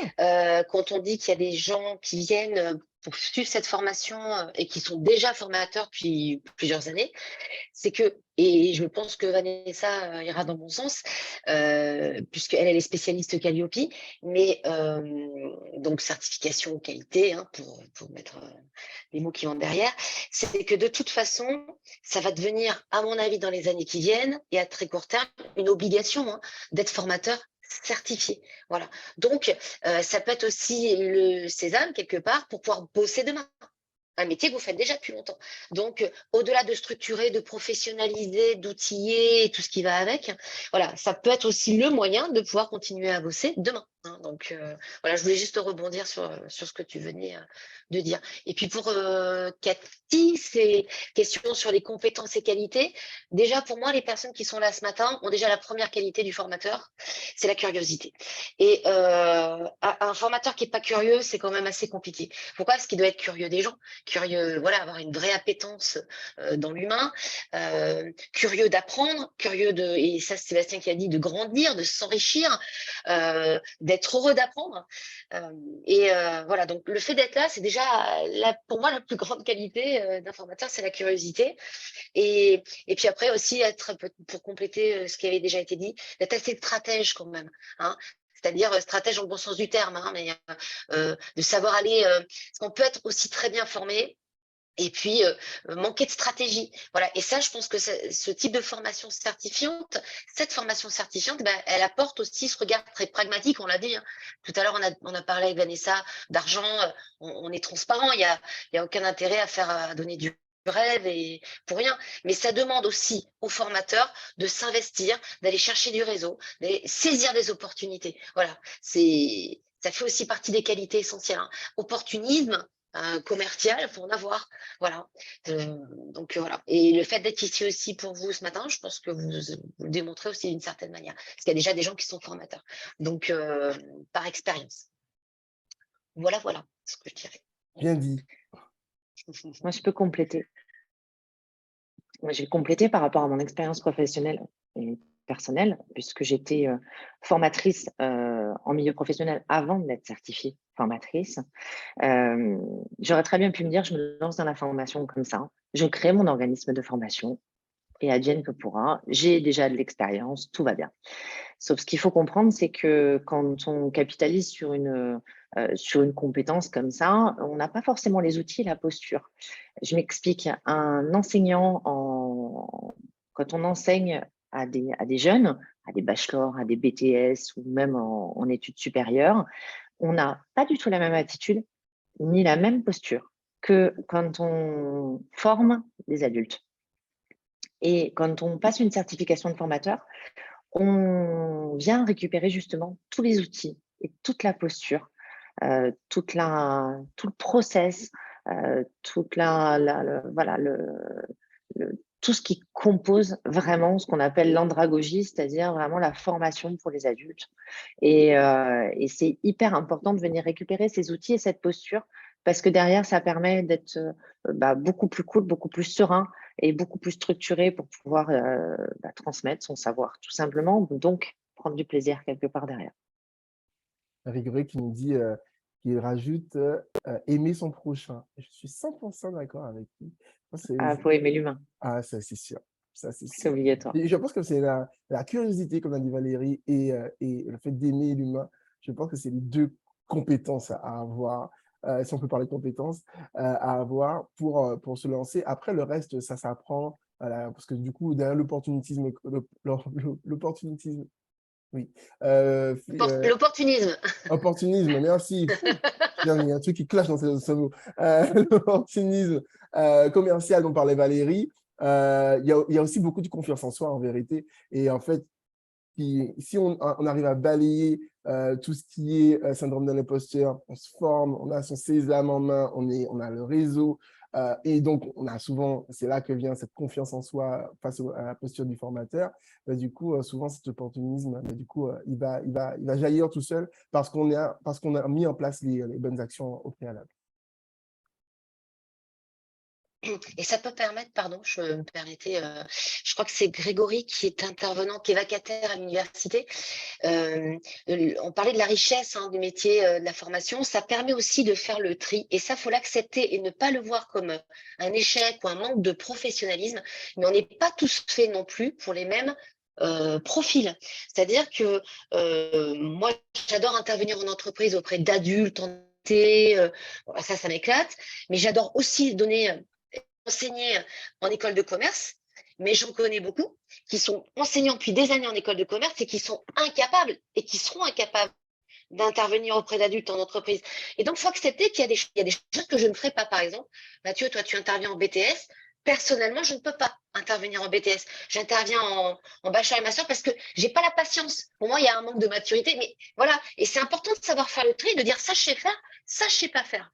Voilà, et je trouve que quand on se forme et qu'on se prépare à tous les types, on fait de situations, on s'entraîne à différents types de participants, et ben on est plus armé. Après, on le découvre sur le tas, mais c'est la petite précision que je voulais. On est 100% d'accord. Le BTS, du coup, je découvre cette année. Alors pour l'instant, vous allez voir, je souris quand on en parle parce que du coup, on ne sait pas encore. Mathieu ne sait pas encore s'il aime ou il n'aime pas. Mais j'y vais avec le sourire. Voilà. Et je pense que c'est le plus important. J'y vais avec le sourire.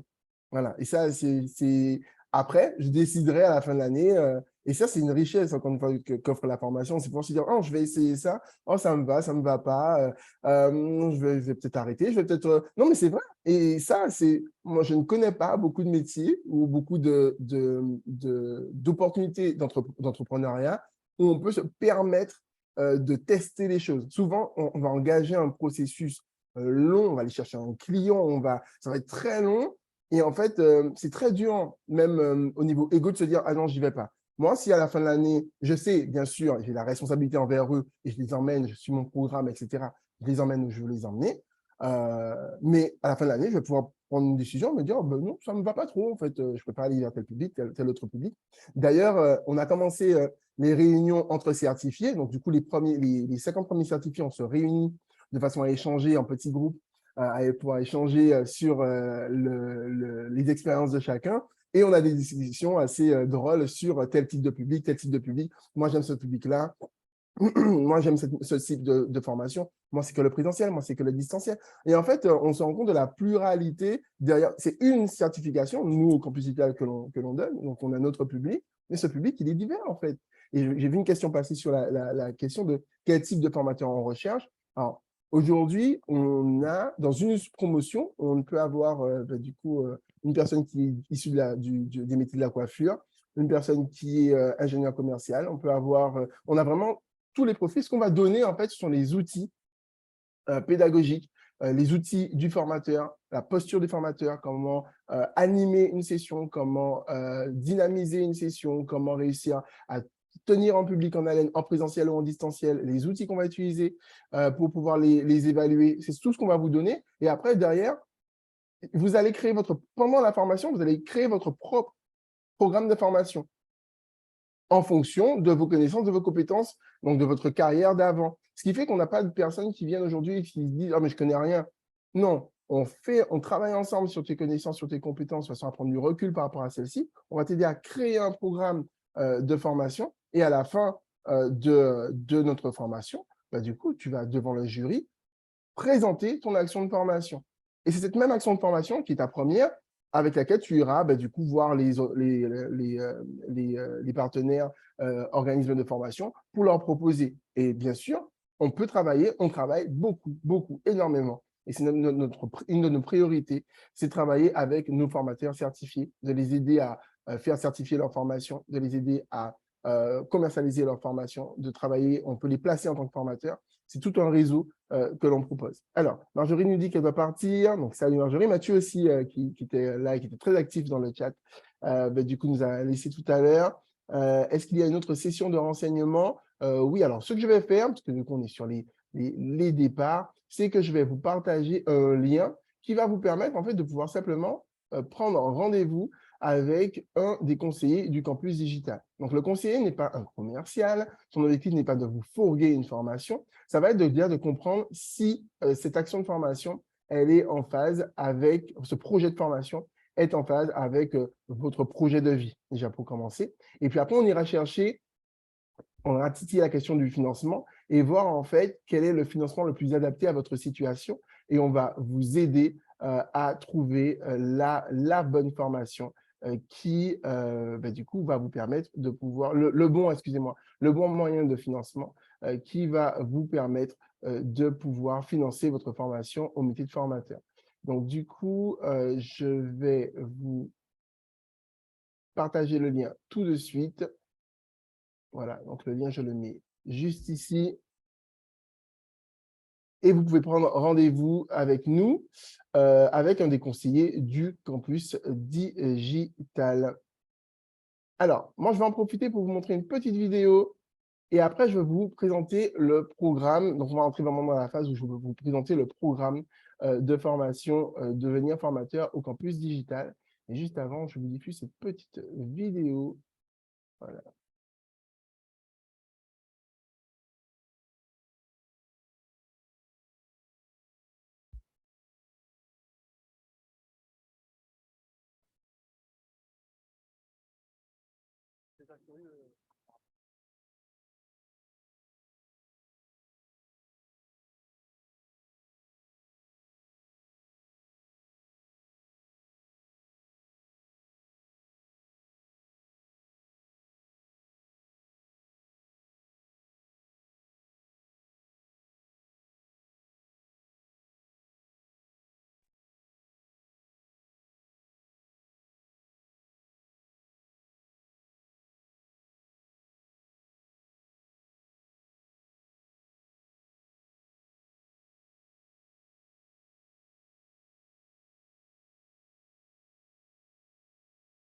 Est-ce que vous entendez le son de la vidéo?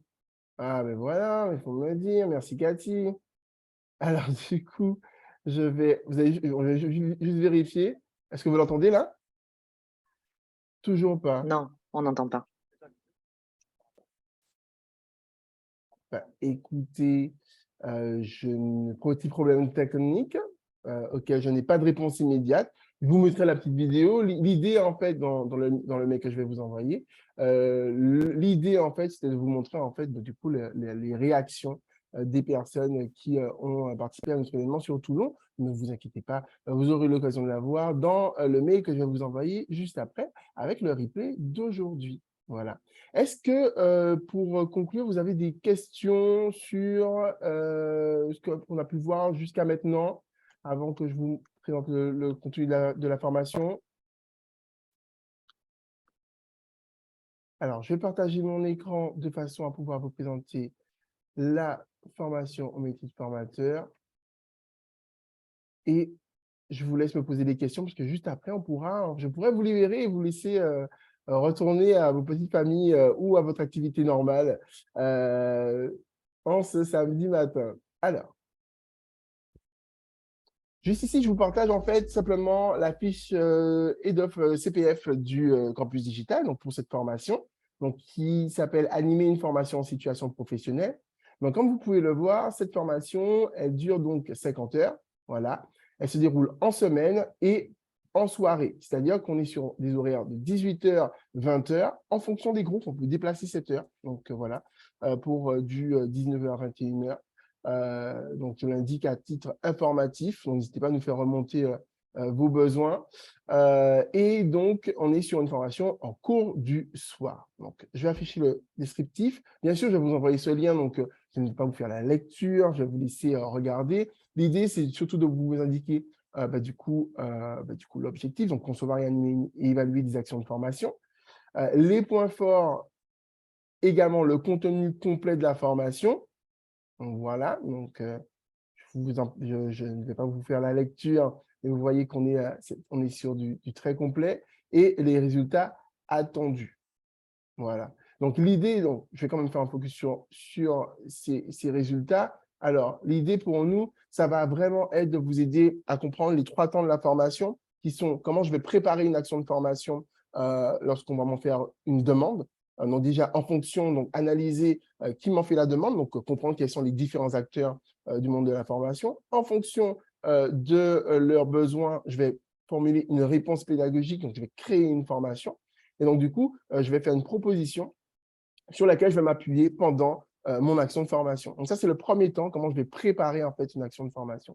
Le deuxième temps, ça va être, du coup, en cours de formation. Comment je vais animer? Quels sont les outils d'animation que je vais utiliser de façon à pouvoir maintenir l'attention de mon audience, mais en même temps, pouvoir en fait atteindre mon objectif qui va être de transmettre les compétences et connaissances que mon apprenant est venu chercher.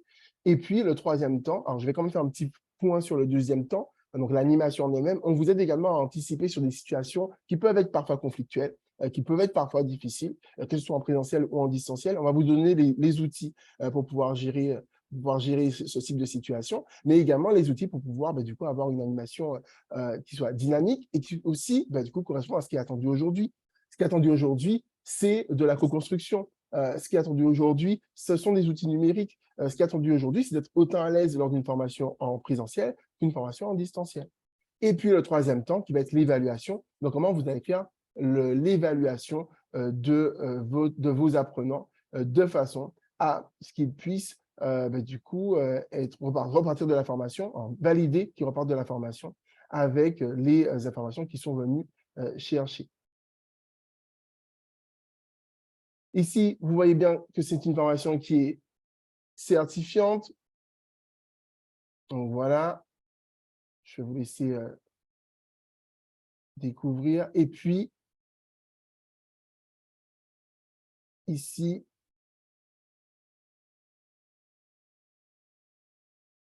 je suis passé dessus, mais je vais vous l'envoyer tout à l'heure. C'est tout ce qui va être évaluation également. Donc, vous expliquer comment se déroule l'évaluation de cette action de formation. Le coût de cette formation est de 2 390 €. Comme vous l'avez compris, c'est une formation, parce que j'étais sur le CPF, c'est une formation qui est éligible au CPF, également au financement par les OPCO et au Pôle emploi également. Voilà. Voilà pour la petite présentation succincte de cette formation.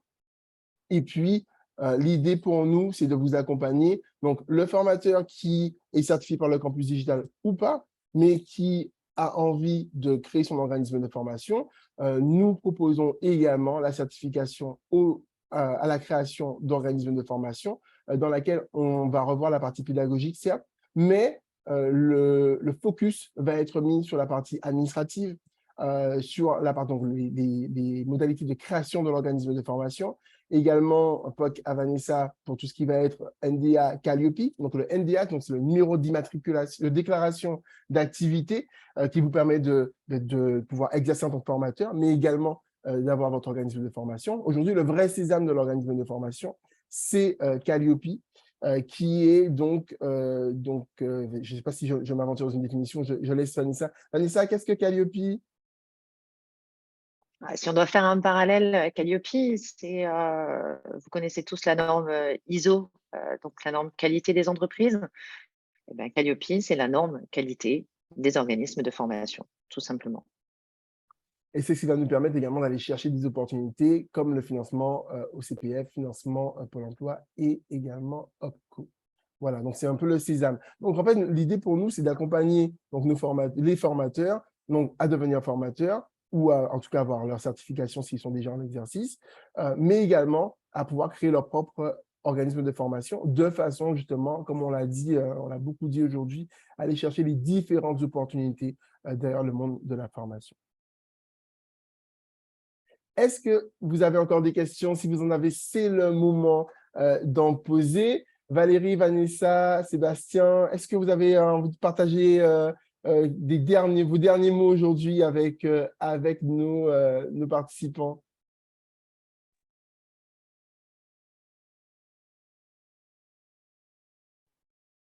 Valérie, je ne sais pas si… Oui. Oui, j'étais en train de chercher, en fait, j'avais activé le micro, je dis, mais qu'est-ce que je pourrais dire de super brillant, percutant, et je cherche encore.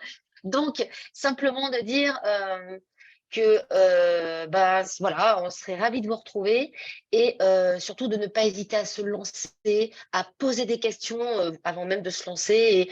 Le métier de la formation, c'est un réseau. Moi, j'y crois vraiment à fond. C'est un métier où on est assez seul finalement quand on est dans l'entreprise, etc. Et ne serait-ce que pour le réseau, n'hésitez pas à solliciter, questionner. Voilà. Si on a un état d'esprit, pour moi, hein, de formateur, on est dans l'échange, on est dans le partage. Voilà. Donc n'hésitez pas à poser des questions en off, via LinkedIn. Voilà. Ça sera bien volontiers. Voilà ce que j'avais à dire. Clairement. Ouais, je Vanessa, confirme, Sébastien? Valérie. Ouais, je confirme, Valérie.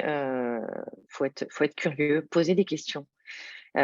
Si vous êtes intéressé par la certification de formateur, qui est la certification qui va vous ouvrir toutes les portes de la formation, parce qu'aujourd'hui, pour être intervenant pour un organisme de formation, pour être intervenant en école, ou pour pouvoir derrière aller créer son organisme de formation, la certification va être hyper importante, voire indispensable pour certains. Ça vient aussi remplacer un niveau scolaire hein, pour certaines entreprises qui vont venir chercher des formateurs. Ils ne vont pas chercher un bac+4, un bac+5, mais ils vont chercher un formateur certifié et expérimenté potentiellement. Donc voilà, la certification est la première porte d'entrée. La deuxième porte d'entrée pour pouvoir démultiplier son chiffre d'affaires et donc démultiplier sa rémunération, c'est d'être certifié Qualiopi parce que ça nous ouvre les portes des financements publics et mutualisés comme le CPF, comme Pôle emploi, comme les OPCO, et d'une formation qu'on va vendre sans aucune certification, peut-être 500 €. Et derrière, on va pouvoir peut-être la multiplier par 2, 3, des fois 4, en fonction du besoin auquel ça répond, en étant certifié Qualiopi. Très clairement. À venir, je vous mettrai également le replay dans notre événement où Vanessa vous explique tout sur Qualiopi. Je vous le mettrai également dans le mail que je vous envoie juste après. Sébastien? Moi, ce que je voulais vous dire, c'était ce que je vois souvent et ce qui m'est arrivé aussi, c'est pour passer à l'action, en fait, c'est en consultation, ce que je vois souvent, c'est des gens qui me disent je rêve de faire ça, j'ai envie de faire ça. Derrière, il n'y a pas grand-chose, en fait. Et ça m'est sauté aux yeux. En fait, moi, ma vie, elle a changé le jour où j'ai compris qu'il fallait que j'arrête de rêver ma vie, mais qu'il fallait que je la vive, en fait. Et c'est à partir de ce moment-là, parce que tous les soirs, on va dans le lit, ah ouais, j'aimerais bien faire ça, j'aimerais bien faire ça. Le matin, je me lève et je ne fais rien. Donc, à un moment donné, il faut arrêter, donc, comme je vous disais, de rêver sa vie et il faut la vivre. Et le seul moyen, c'est de passer à l'action. Là, ce que je trouve fou, c'est qu'il y a une opportunité fabuleuse avec le campus. Ça ouvre le champ des possibles. Le métier de la formation aussi. Donc, foncez, allez-y. Et vous verrez, souvent, on rêve sa vie et quand on passe à l'action, on se rend compte que nos rêves, ils étaient petits. Parce qu'en fait, ça nous ouvre des portes. Et en fait, on vit un rêve, mais réel. Donc, allez-y, foncez, foncez, foncez, foncez. Voilà, c'était le petit mot de la fin, quoi. Ah, Tout si je à peux fait. rajouter quelque chose, parce que j'ai eu le cas de figure, faut pas forcément se prendre la tête à se dire j'ai une formation, j'ai une expertise, mais c'est délivré par déjà 10, 15, 20 organismes de formation. J'ai eu l'expérience il n'y a pas très longtemps, j'ai fait une formation sur une équipe commerciale. Ils avaient déjà vécu une formation commerciale peut-être 6 mois avant. et les retours n'étaient pas bons. Alors, la formation, ce n'était pas moi qui l'avais animée, hein, mais les retours n'étaient pas bons. Ça n'avait pas porté ses fruits. Ils n'avaient pas adhéré, ils s'étaient ennuyés pendant la formation. Et donc, moi, je suis arrivée avec une pression quand même, parce qu'on m'a dit, attention, la formation, il faut qu'elle soit dynamique, il faut qu'elle soit porteuse. On attend énormément de cette formation. Et ils sont ressortis de ma formation en me faisant des retours très élogieux, en disant c'est super, on est vraiment ressortis avec des armes, avec des outils. Et, et aujourd'hui, ça m'a fait un effet boule de neige, c'est-à-dire que le dirigeant qui m'avait demandé cette formation-là a parlé de moi à d'autres confrères. Et aujourd'hui, j'ai des formations qui sont planifiées pour les 8 mois à venir. Donc voilà. Donc, c'est hyper important de prendre en considération que on fait, nous, l'humain, toute la différence sur un contenu de formation. Même si on anime une formation qui est déjà faite de bout en bout par d'autres organismes de formation, c'est vous qui allez faire toute la différence. Très clairement, très, très clairement. Si vous voulez échanger avec nous, je vous ai remis le lien. Donc, n'hésitez pas à cliquer dessus. Vous prenez rendez-vous. Ce sera Carla. Carla, j'ai une petite puce, elle est passée nous voir tout à l'heure. Ce sera Carla qui va vous appeler, qui va vous conseiller, qui va vous écouter pour construire votre projet de formation et le faire valider. Donc, n'hésitez pas à cliquer sur le lien que je viens de mettre et de façon à pouvoir prendre rendez-vous. Si vous voulez échanger avec moi, on va être plus direct. Je vais vous mettre mon numéro de téléphone juste là. Oui, Carla est bien là. Donc, du coup, je vous mets mon numéro de téléphone. N'hésitez surtout pas par Messenger, par WhatsApp, par appel dans la semaine. Je serai ravi d'échanger avec vous. Mais je vais certainement répondre à vos questions et je vais vous rediriger vers donc, Carla, qui, elle, prendra tout le temps de bien vous accompagner jour après jour jusqu'à ce que, souvent, on a des messages, on reçoit des mails. Merci pour l'accompagnement. C'est bon, j'ai validé mon financement. Et c'est tout ce que je vous souhaite de façon à pouvoir du coup profiter de cette formation. Puis passer un mois et demi avec Valérie et Vanessa, je pense qu'il n'y a plus d'agréable quand même. Donc voilà, n'hésitez pas encore une fois à nous contacter et que ce soit également par LinkedIn, comme le disait Valérie. On sera ravis d'échanger avec vous. Merci beaucoup Valérie, Sébastien, Vanessa, merci beaucoup d'avoir passé ce samedi matin. Merci à vous également d'avoir passé ce samedi matin avec nous. Je remercie énormément, c'est avec plaisir, Grégory, qui nous dit merci. Et Laurence également. Voilà, je pense qu'on a fait on a satisfait des curieux aujourd'hui.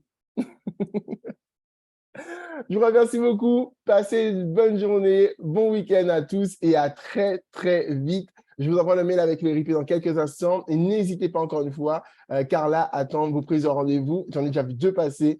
Donc voilà, n'hésitez pas pour ceux qui hésitent encore. C'est un échange pour pouvoir poser vos questions, répondre aux dernières questions que vous vous posez, peut-être, qui vous permettront de pouvoir avancer, passer à l'action, vous bouger. Voilà, passez un bon week-end et à très vite.